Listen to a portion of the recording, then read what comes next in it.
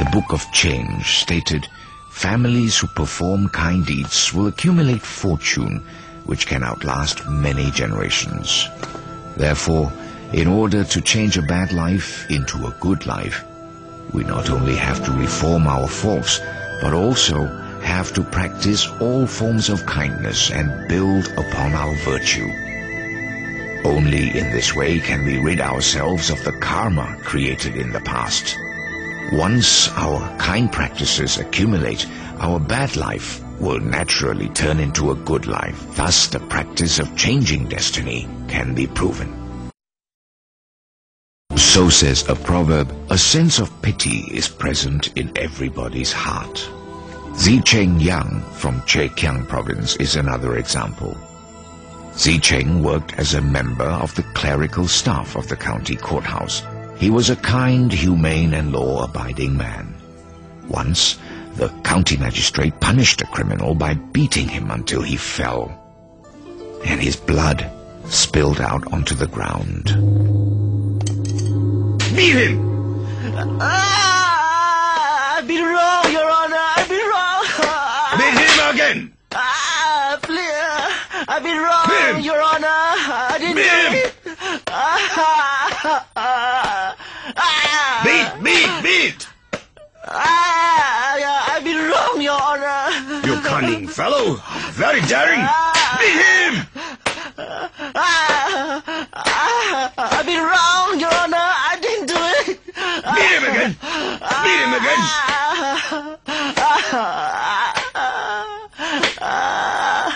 Beat him! Beat! Your Honor, please remain calm. Please stop beating him. It's all right for you to bleed, but how can I not be angry when this person has broken the law?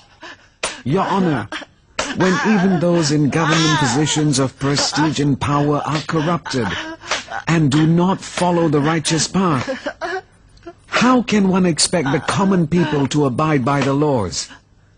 Thus, in a case like this, we should be more understanding.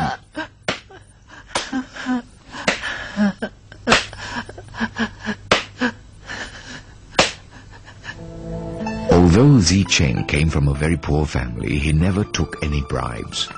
If the prisoners were short of food, he would always take food from his own home, even if it meant going hungry himself. This practice of compassion never ceased, and eventually Zicheng had two sons who both became very prominent and held important government positions.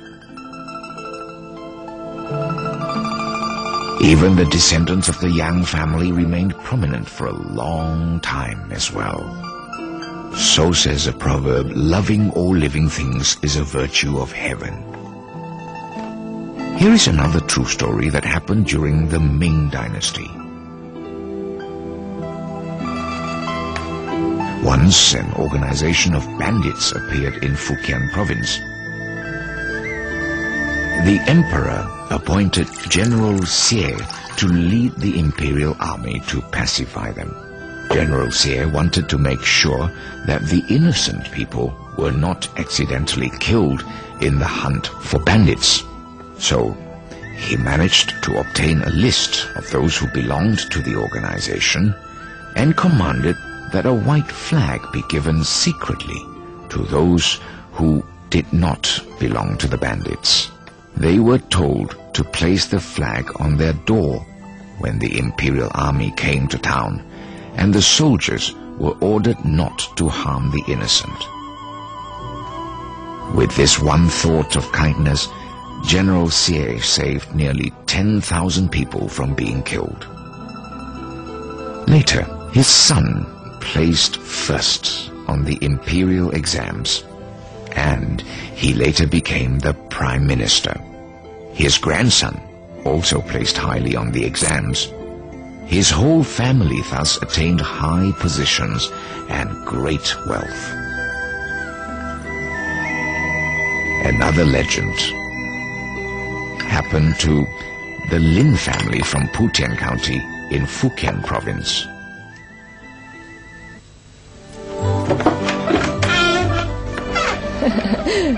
Take this one outside. Hi. Don't worry, everybody. Everybody, you will get a share. Don't worry. Everybody will get a share. Don't scramble. Yes, this one for here. you. This one for you. Over yeah, here. take some. carefully. Yes, this Don't one for drop you. it. Yes. Yeah. Hold properly. Don't drop it. Don't drop it. Take some for yourself. Come again next time. All right. Take over. Yes. Take some. Okay. Yes. Take Goodbye. carefully. Yeah, this one for you. This is for you. Yeah. And this one for you. Take another one. Come. Among their ancestors was an old lady who was very generous. Every day, rain or shine, she would make steamed buns to be given to the poor. There was a Taoist priest who came every day for 3 years, and each time would ask for 6 or 7 steamed buns. The old lady always granted his request, and she never expressed any displeasure. Don't scramble. All of you will have your share. Come.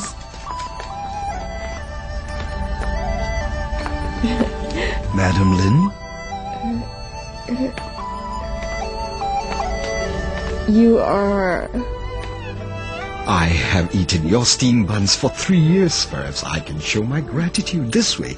On the land behind your house, there is a good place to build the ancestral grave. And if you're placed there in the future, the number of your descendants who will have imperial appointments will equal the number of seats in a litter of sesame seeds. Really? Oh, thank you for your kind guidance. Don't mention. Since you're sincere in helping people, you should receive good retribution.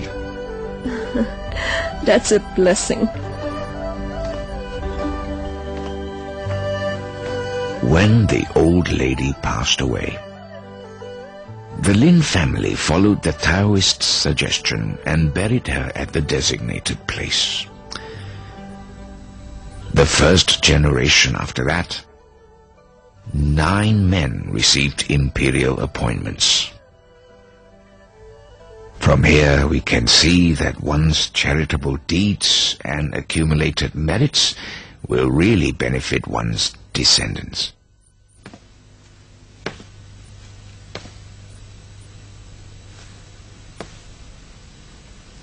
A proverb says, "One who is pure-hearted will be respected by both gods and ghosts." There was an imperial secretary from Taizhou by the name of Ta Zhu-ying. When he was young, he used to study in remote mountain areas, and he had the following encounter.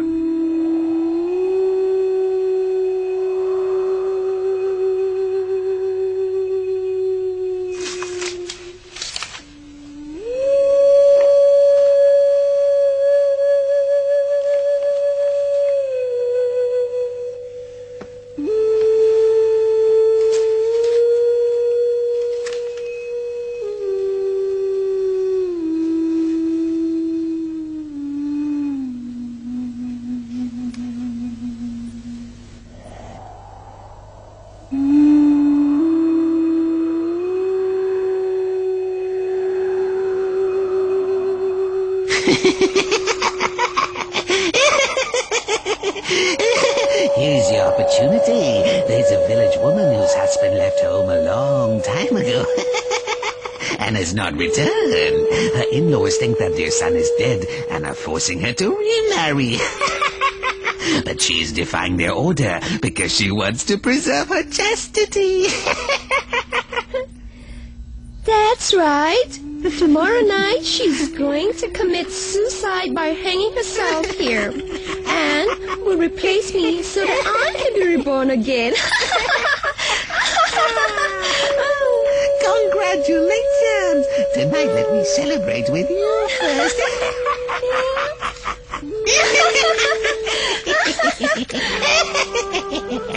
No. I must try to save the woman.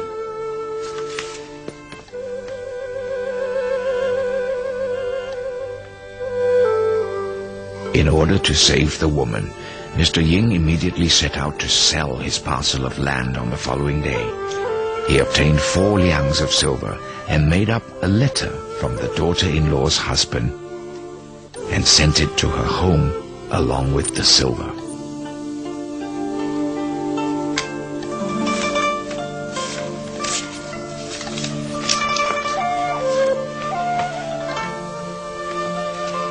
The parents-in-law, they noticed that the letter was not in their son's handwriting.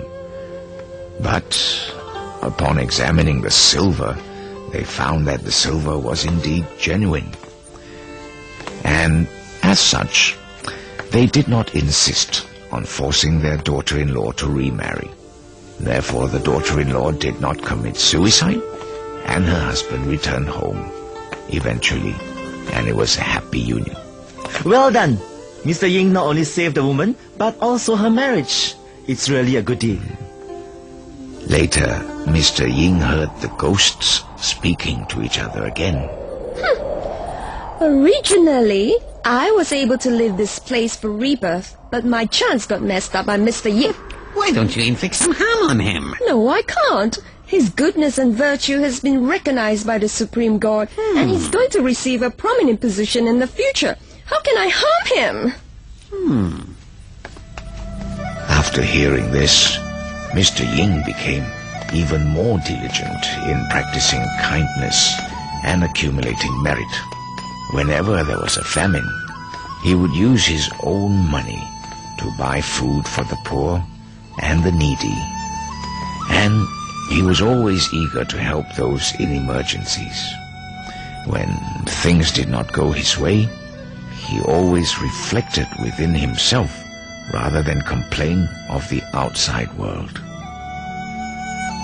Even today, his descendants are still very prominent. Another example is Kung Si Tu, who lived in Jiaxing County, Zhejiang Province. Another example of attaining good outcomes from practicing kindness is someone who is a distant family of our Yuan clan. Is it so? Who is he then? He is Ping Bao, who lived in Jiaxing. Ping was the youngest of the 7 sons of the magistrate of Qizhou, Anhui Province. He was sought into marriage by the Yuan family at Pinghu County. Ping Bao was very knowledgeable and talented, but he was never able to pass the exams. Once, while traveling on one of his many journeys to Lake Liu, he was caught in very heavy rain.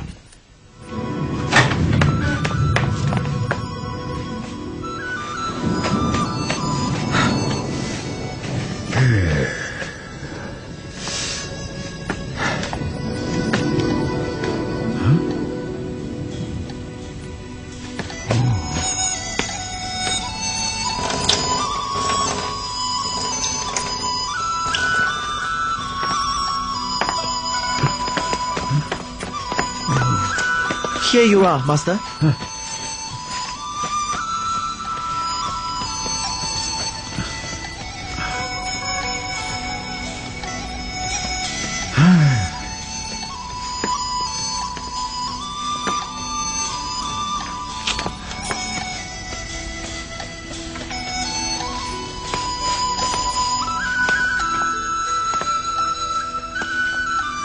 Amitabha, Mr. Bao.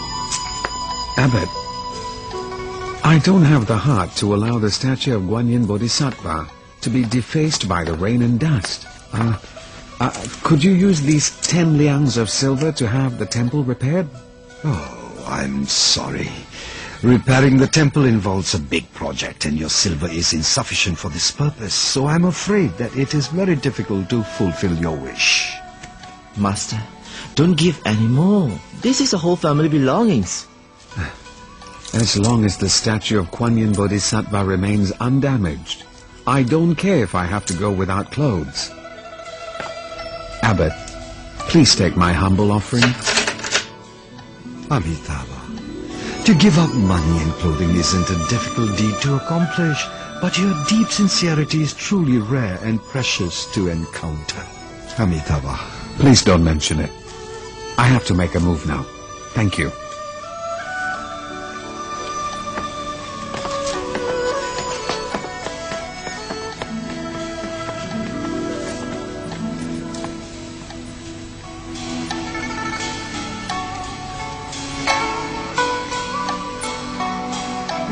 After the temple was repaired, Ping Bao led his father over to visit and spend the night there as well. That night, Ping dreamed of the Dharma protector of the temple who had come to thank him, saying to him that since he had accumulated these merits and virtues, his children and descendants would enjoy having imperial appointments for generations. Later on, his son and grandson both passed high examinations and were appointed as senior imperial officers.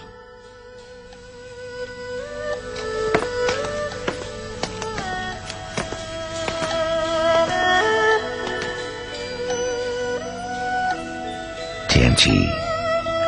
There is real goodness and false goodness, honest goodness and crooked goodness, hidden goodness and visible goodness, seeming goodness and unseeming goodness, improper goodness and proper goodness, half goodness and full goodness, big goodness and small goodness, and finally, difficult goodness and easy goodness.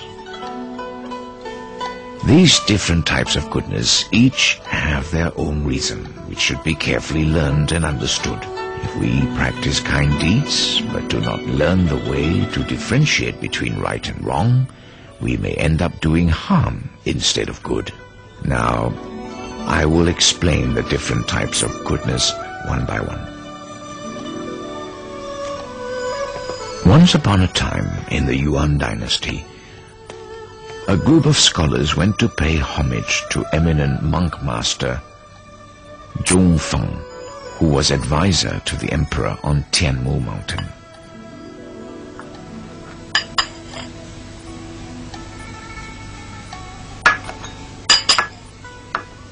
Master, Buddhist teachings often speak of the retributions for good and evil. They say it's like the shadow following the body wherever it goes. This is saying that doing good will always have its rewards, and doing evil will always have its punishments. Then why is it that there are people who practice kind deeds, but their families and descendants are not prosperous and successful? On the other hand, there are evil and wicked people who do bad things, but their families and descendants do quite well. Is there no fairness in Buddha's teachings? Ordinary people are blinded by worldly views. They have not cleansed their minds of impurities and cannot see with true perception. Therefore, they look upon true goodness as evil and mistaken true evil as goodness. This is very common nowadays. Furthermore, these people do not blame themselves for bad perception on their part, but instead blame the heavens for their misfortunes. Master, goodness is goodness, and evil is evil. How can they be mistaken for each other? Could each of you express your opinions on what is good and what is evil? Master, to yell at and beat others is evil. To respect and treat others well is good. Well, not necessarily. Being greedy for wealth and taking another's money is evil. Not being greedy and abiding by proper way is good. Not necessarily. So, what is really considered good and what is really considered evil? To do things with the intention of bringing benefit to others is good. To do things for the sake of oneself is evil. If what you do is for the sake of benefiting another, then it does not matter if you yell at him or beat him. That is still considered good. If your intention is for self-benefit, then, regardless of your appearance of respect and courtesy, it is still considered evil. Therefore, when one practices kind deeds with the sole intention of benefiting others, this is considered as benefiting the public And if it's public, then it is real goodness. If you only think for yourself when doing kind acts, then what is considered private benefit, and that is false goodness. When kindness springs from within the heart, it is real goodness. When one does good just for the sake of doing a good deed, then it is false. Also, when one does good without expecting anything in return, it is considered real goodness.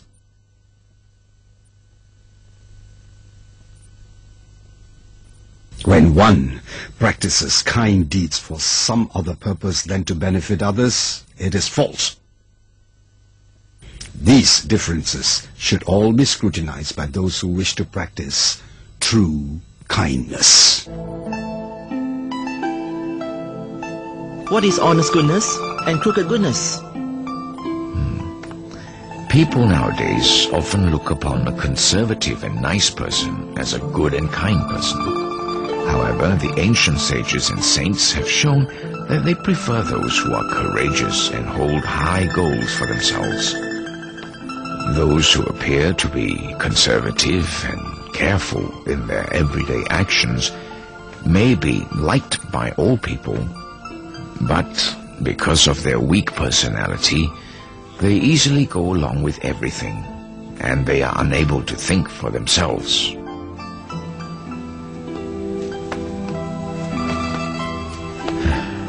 From this, we can see that the viewpoint of common folk greatly differs from that of the sages, whose view is similar to that of the heaven, earth, gods, and spirits. Therefore, those who wish to accumulate merit should practice with a true and humble heart, not for the purpose of pleasing others. Honest goodness comes from the thought to help all others, and crooked goodness arises from the thought of greed in wishing only to please people. Therefore, if you wish to help all people, that is honest goodness. But if it is because of greed you please people, it is crooked goodness. Father, what is hidden goodness and visible goodness? When one does something good and people know about it, it is called visible goodness. When one does something good and no one knows about it, it is called hidden virtue. Those with hidden virtues will naturally be known by the heavens and will be rewarded. Those who practice visible goodness are known by people and they enjoy fame.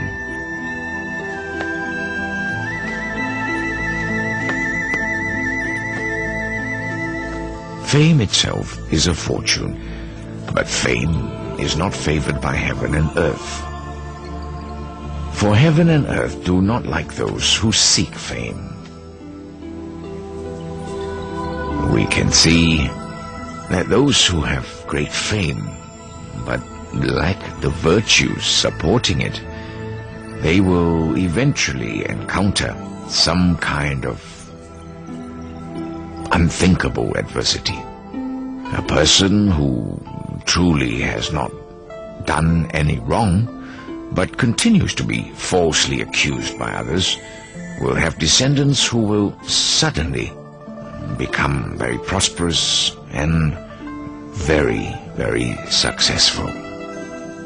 But then, why is there a saying that what seems to be goodness, but is actually not?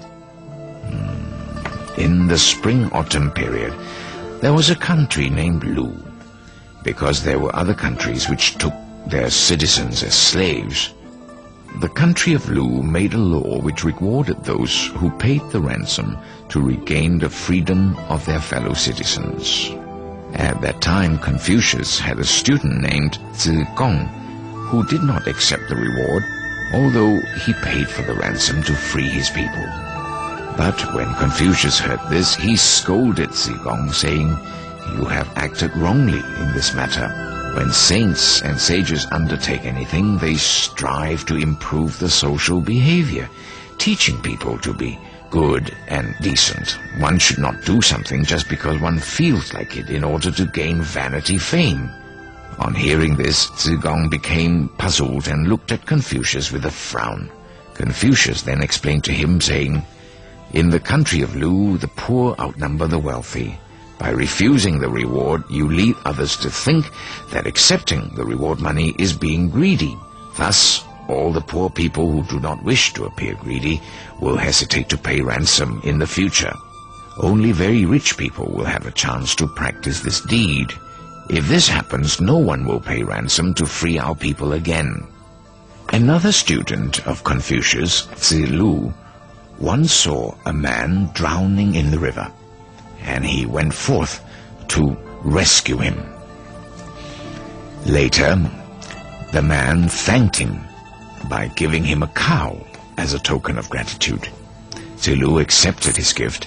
Confucius was happy when he heard this and said, "In the future, people will be willing and eager to help those who are drowning in deep waters or river." If we look at these two examples from the view of common people, Zigong, who did not accept the reward money, was good, and Zilu, who accepted the cow, was not as good. Who would have known that Confucius praised Zilu instead and scolded Zigong? From this we can see that those who practiced kind deeds must not only look at the present outcome, but should also consider effects of the act in the long run. One should not only consider one's own gain and losses, but should look to see the impact made on the public. What we do right now may be good, but with passing years it may inflict harm upon others. Therefore, what seems like goodness may in fact be the opposite, and what appears to be the opposite of goodness may someday turn out to be goodness done after all. Father, what is improper goodness and proper goodness? In the Ming Dynasty, there was once a prime minister named Wen Yi Liu, who, when growing old, retired to his hometown, where he was loved and respected by all. Once, a drunken villager proceeded to insult him. Mr. Liu thought that since he was drunk, he would not want to bother about the latter. A year later, the same man committed a grave crime and was sent to jail with the death sentence. Upon hearing this, Mr. Liu said with great remorse, "If I had taken him to the authorities for punishment that day when he came to insult me, perhaps this would not have happened. A little discipline then could have prevented the great harm done now and might have saved him from certain death." This is an example of doing something bad while having good intentions. There is also an example of those who did good when they in fact intended otherwise. Once a famine ravaged the land, and people stole food from others in broad daylight. A rich family reported their stolen losses from the marketplace to the authorities, but the government did not want to get involved and did nothing to stop the people. Eventually, the people grew more daring, and chaos was imminent. So the rich took the law into their own hands and proceeded to catch and punish those who stole from them. In this way, peace returned to the land, and the people stole no more from one another. It was with selfish intentions that the rich family acted, but the result of their deeds actually did everyone a great benefit. For we all know that goodness is proper and evil is improper. But remember that there are cases where deeds done out of good intentions result in evil, and deeds done with evil intentions result in good. Father, what is half goodness and full goodness? In the I Ching it is said, when a person does not accumulate kind deeds, he or she will not attain good fortune. When one does not accumulate evil deeds, he or she will not bring about great adversity. If we are diligent in doing kind deeds, it is like collecting things in a container, and with diligence it will soon be full. If we are somewhat lazy in our collecting, then the container will be half filled. This is one explanation of half-goodness and full goodness. Once upon a time, there was a poor lady. This lady went to visit a Buddhist temple and wished to make a donation. However, she was so poor that she had only 2 cents, so she gave these to the monk.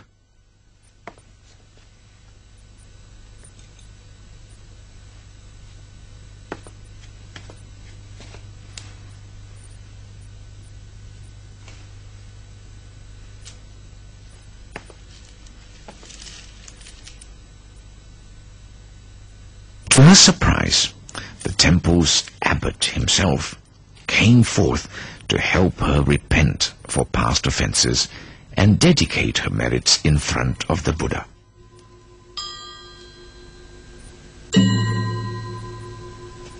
The lady was very touched by his move.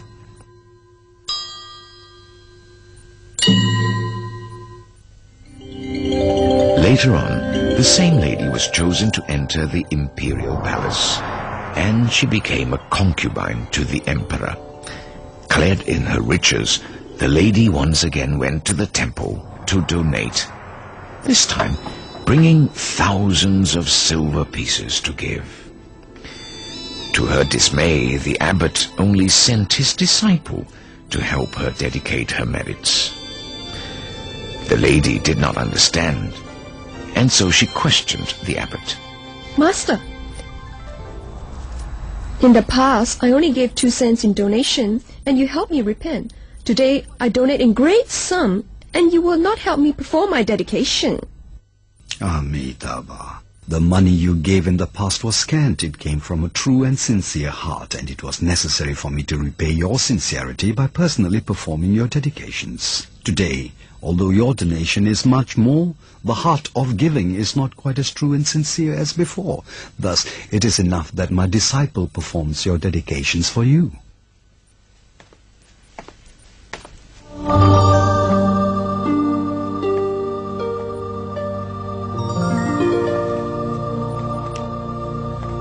This is an example of how thousands of silver pieces are only considered as half goodness and 2 cents as full. Do you understand? Another example is of Li Zhong, an immortal of the Han dynasty. He was teaching his student Dong Bing Liu the art of transforming iron into gold. They would use this gold to help the poor. Dong Bing asked his teacher, "Will the gold ever change back to iron again?" Li Zhong then answered him saying, "After 500 years it will return to its original form." Dong Bing then shook his head saying, "In this case I don't want to learn this art. It will harm those who possess the gold 500 years from now." Li Zhong then smiled and said, "To become an immortal, one must complete 3,000 virtuous deeds. What you have just said came from a truly kind heart.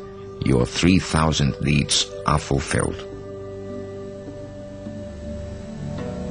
When we perform a kind deed, it is best if we can do it out of our innermost sincerity, not seeking rewards or noting in our minds how much we have done.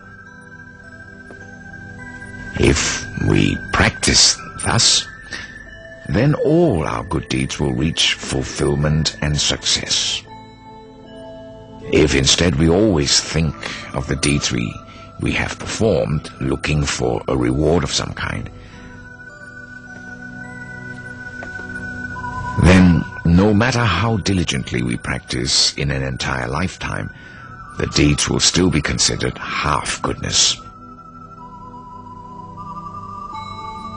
For example, when we donate money to the poor, we can practice what is called pure donation.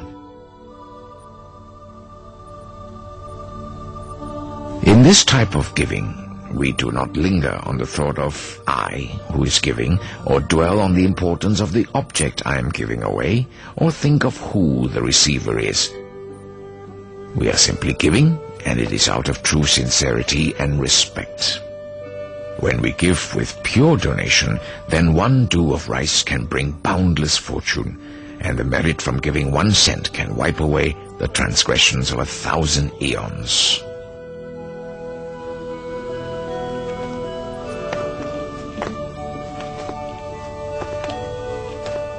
If we always keep in mind the good we have done and expect rewards for our actions, then even a donation of thousands of liang of gold would still be considered half goodness. In that case, how can we define big goodness and small goodness? Once there was a high-ranking official named Zhong Da-wei, who was led into the spirit world to be judged for his good and bad deeds.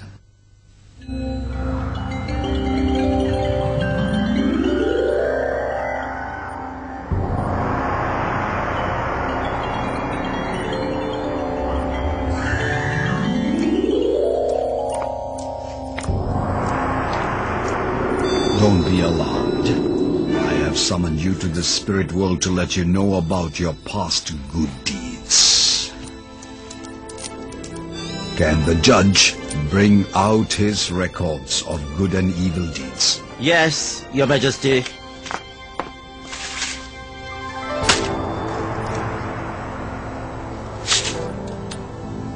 Your Majesty, I'm younger than 40 years of age. How could I have attained such a bad record? When you have a single thought that is improper, it is considered a bad offense there and then. It does not have to be carried out through action to be counted as wrong. For example, when you see a pretty lady and give rise to improper thoughts, that is an offense. Weigh his scroll of good and evil deeds. Yes, Your Majesty.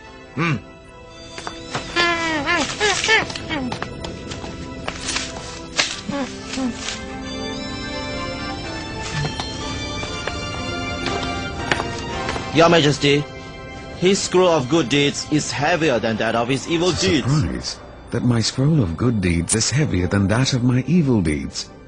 I can't really recall what major good deeds I've done. Have you really forgotten about it? Once the Emperor planned to build a great stone bridge. You opposed the project due to the hardship it would cause the thousands of people needed for the work. Well, this is a copy of your proposal to the Emperor. I did make the proposal, but the Emperor dismissed it. How can it bear so much weight against my numerous offenses? Although the Emperor did not take your suggestion, that one thought of kindness you bore for the tens and thousands of people was very great. If the Emperor had listened to you, then the good performed would be even greater. Take him away. Yes, Your Majesty. Therefore, when one is determined to do good for the benefit of all people, then a small deed can reap great merits. If one thinks only about benefiting oneself, then even if many deeds of kindness are performed, the merit would still be small. What is difficult and easy goodness? The knowledgeable scholars of the past used to say, when one wishes to conquer one's greed and desires, one should start with the most difficult to overcome. We should practice like the old teacher Mr. Su of Jiangxi, who gave 2 years' worth of salary to a poor man to pay for the fine to the government. Thus he saved the man and his wife from being torn apart, should the husband be taken to prison. Another example is Mr. Zhang from Hebei, who saw an extremely poor man who had to mortgage his wife and child and had no money for their redemption. If he was unable to pay for their return, the mother and child could both lose their lives. Yet another example is Mr. Jin from Chenqiang, Jiangsu province. He was old and without any sons, so his neighbor offered their young daughter in marriage to him to give him descendants to carry on his lineage. But Mr. Jin could not bear to ruin the otherwise bright and long future of this young girl, and so refused the offer and sent her back home. This is another example of being able to overcome what is most difficult to conquer in oneself. Therefore, the heavens showered down fortune, which was especially good for these 3 old men. It is easier to accumulate merit and virtue for those who have money and power than for those who are poor. But if one refuses to cultivate kindness, even when it is easy and one has the chance to do so, then it would truly be a shame. For those who are poor and without prestige, Doing kind things for others is a great difficulty. But if in this difficulty one can still manage to help others, then it is a great virtue, and the merits gained would be boundless. In being a moral person and dealing with affairs, we should help others whenever the opportunity presents itself. You should know that helping others is not such an easy task, and that there are many ways to do it. In short, the ways of helping others can be simplified into 10 important categories. Father, what are these 10 categories? Go and get ready the brush and ink before you take them down.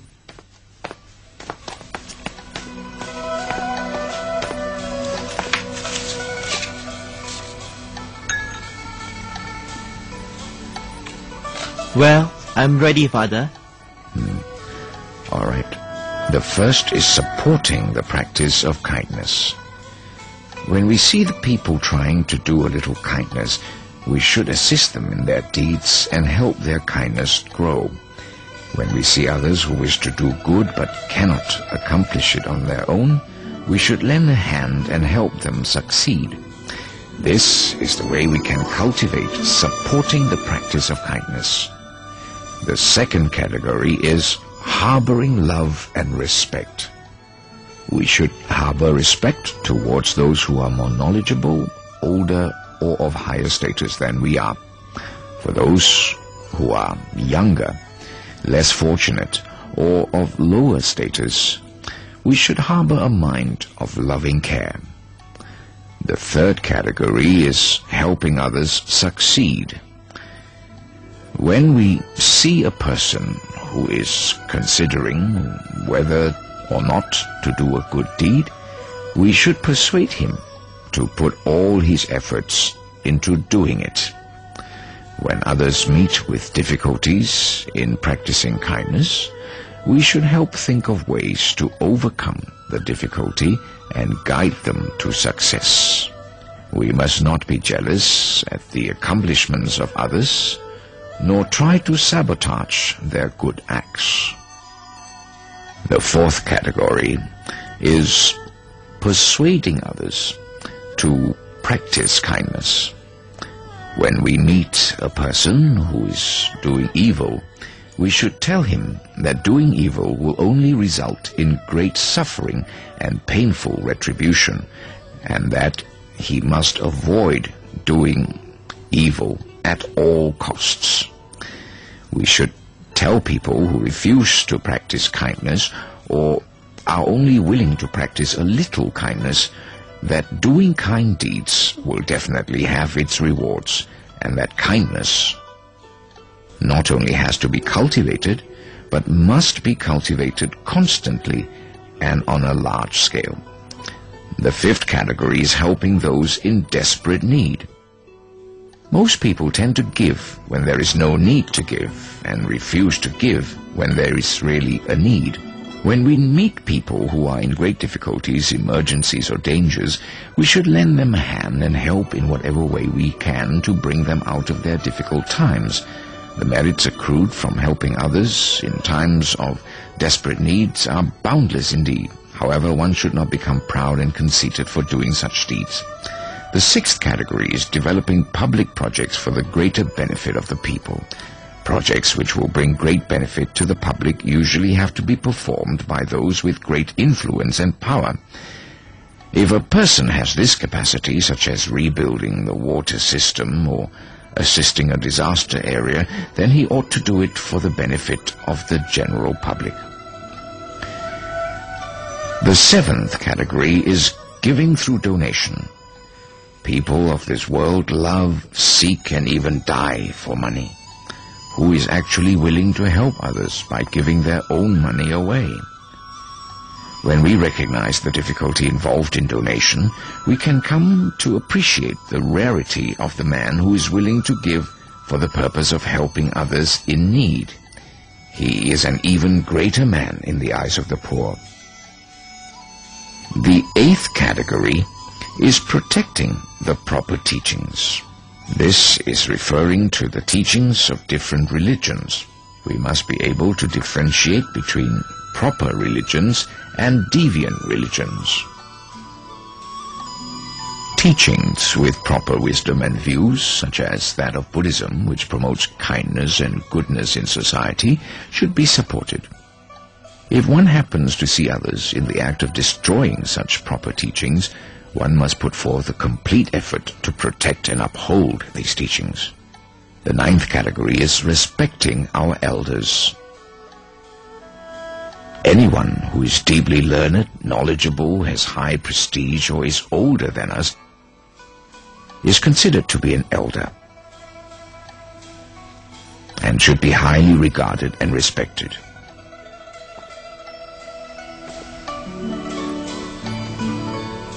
The 10th category is loving and cherishing all living things. We should feel sympathy for all living creatures, even the tiny ants, which know of suffering and are afraid to die. How can we kill and eat beings and not feel the least sorry? There are countless good deeds which I am unable to mention here one by one. Let it be sufficient for me to say that you will be able to accumulate many merits if you deliberate on the above 10 categories of helping others.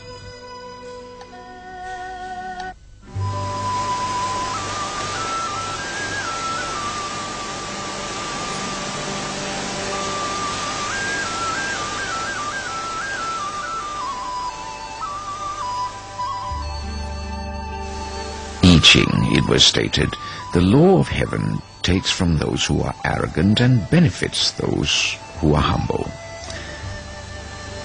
The same holds true in the law of earth. The humble shall be replenished just as flowing water filling up lower places on the ground as it passes by to make up the differences. The law of spirits and gods bring harm to those who are arrogant and fortune to those who are humble. Even the laws of men despise the arrogant and love the humble. Therefore, heaven, the earth, the spirits, gods, and people, they all prefer humility over arrogance. The Chinese Book of History has also said, a person's arrogance will bring him harm, and his humbleness will bring him benefit. I often went to take exams accompanied by others, and every time I would meet scholars who were very poor. I noticed that before they succeeded in passing the exams and became prosperous, their faces showed such humility, peace, and harmony that I felt I could almost hold that quality in my hands. Several years ago, I took my imperial exam in Peking. Among the 10 applicants from my village, Qing Yuding was the youngest and extremely humble. I told one of the applicants that this young man would definitely pass the exam this year. He then asked me how I could tell. I said that only those who are humble were qualified to receive fortune. Sure enough, when the test results came out, Qing Yuding passed the exam. Kai Chi-feng from Chikiang, Huang Yuanzhao, and Jian Shuhia from Shantung only managed to pass their imperial exams after they carried themselves in a humble way, which was an immense change from their proud and arrogant ways in the past, when they failed in their exams several times in succession. However, there was a scholar named Wei Yan Chang from Jiangying who was very learned and wrote good essays. He was very well known among many scholars. One year he took his exam, and when the test results were posted, he found that he had not passed the exam.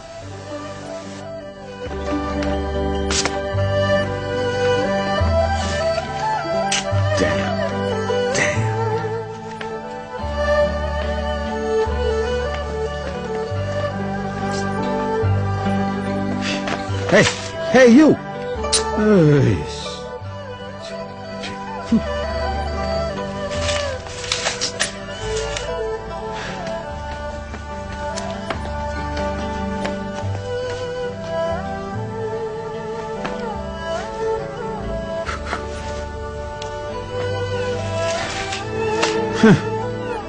The examiner must be blind. I am so talented, and am a master in writing poems and essays. How could he have failed me? This is such an injustice! What are you laughing at? I'm laughing at your ignorance. The apparent reason for your failure in exam is that your essay must not be good. How do you know it's not good when you haven't even read it? The most important element in writing good essays is peace and harmony. Your angry accusation just now clearly shows that your mind is not at peace and your temperament is violent. How could you possibly write good essays? What should I do? Whether you pass or not depends on your fate. If you're destined not to pass, then no matter how good your paper is, you will still fail the exam. You yourself will have to make a few changes. How can I change it if it's predestined? Through the power to form your destiny lies in the heavens. The right to recreate it is in yourself. As long as you're willing to do kind deeds and cultivate hidden virtues, there is nothing you ask that you will not receive. I'm only a poor scholar. What good deeds can I possibly do? Practicing kind deeds and accumulating hidden virtues all stem from the heart. As long as you constantly harbor the intent to practice kindness and accumulate virtues, your merits are infinite and boundless. Take the virtue of humility, for example.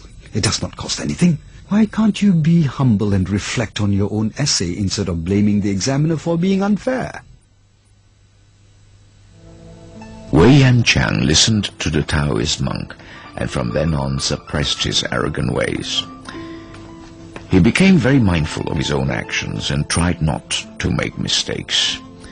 Every day he put forth additional effort to do more good deeds and accumulate more merits. 3 years later, he dreamed one night that he entered a very tall house and saw a booklet that contained all the names of the candidates who passed the exam that year. He saw many blank lines. Unable to understand what it meant, he asked the person next to him, "What is this?"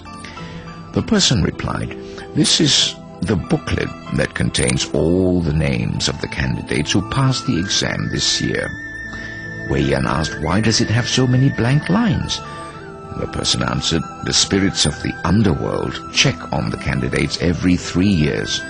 Only the names of those who practice kind deeds and do not make mistakes are allowed to appear in this booklet. The blank lines used to bear the names of those who are supposed to pass the exam, but due to their recent offenses, their names have been erased. If for the past 3 years you have been very careful and have exerted such self-control that you haven't made any mistakes, then you would be able to fill this blank. I hope you will cherish this opportunity and take care not to make any mistakes."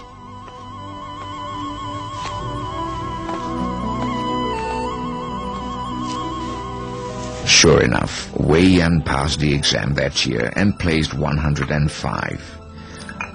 From the examples given above, we know that spirits and gods are always watching our behavior from above. Therefore, we must immediately do whatever is beneficial to others and avoid doing whatever is violent, dangerous, and harmful to others. These are all things we can decide for ourselves. As long as we harbor good intentions, refrain from evil doings, don't offend the heaven, earth, spirits and gods, humble ourselves, be tolerant and not arrogant, then the heaven, earth, spirits and gods will constantly have pity on us. Only then will we have a foundation for our future prosperity.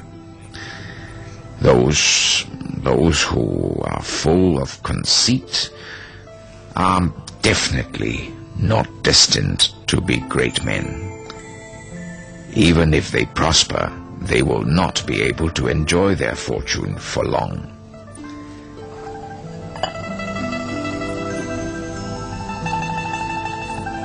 Intelligent people would definitely not make themselves small and narrow-minded and refuse the fortune they are entitled to.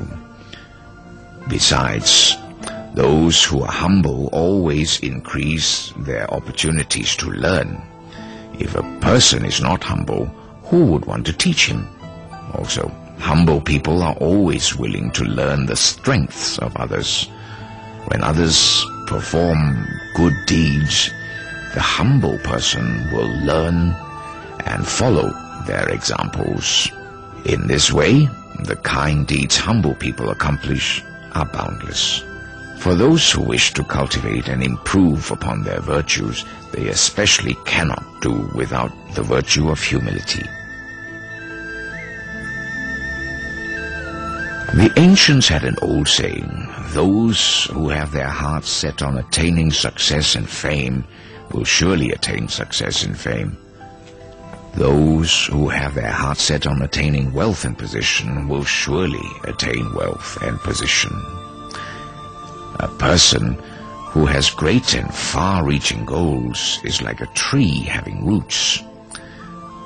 A tree with roots will eventually sprout into branches, flowers, and leaves.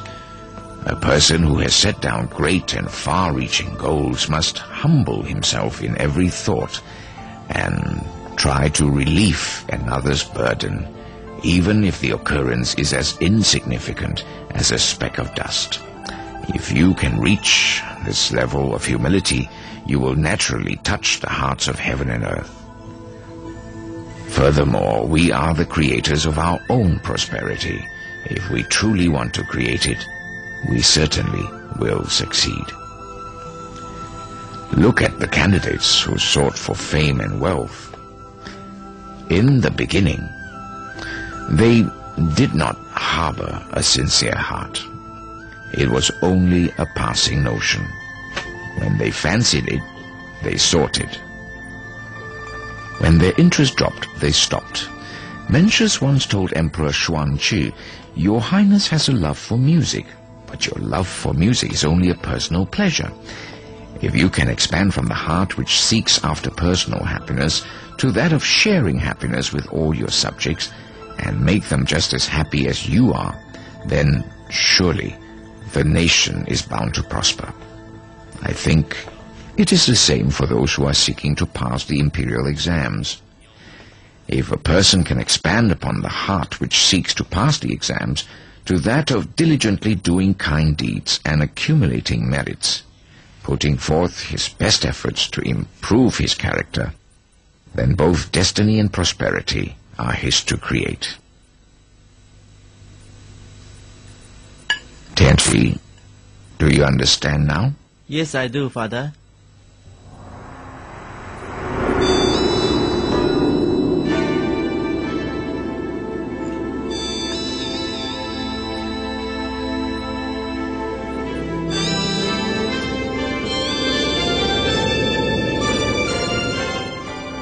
Liao Fanyuan did many kind deeds and accumulated merits throughout his lifetime. He had also written 4 short essays to advise his son. These are none other than Liao Fan's 4 lessons, which have become popular in the world. Liao Fan was a great philanthropist who had changed his destiny through active accumulation of merits. He died at the age of 74, an increase of more than 20 years over his life expectancy. The book Liao Fan's 4 Lessons teaches people how to recognize the truth of destiny, understand the standards of goodness and evil, learn the ways of becoming good people, and the effectiveness of charity and being humble. Mr. Liao Fanyuan also spoke through his personal experiences of changing destiny. This book is enlightening and gives us enormous confidence and courage after we've read it. If we can emulate his examples and put them to practice, our educational and professional careers, as well as family life, will be enhanced. It will also be a matter of time before we reach the stage of becoming a sage.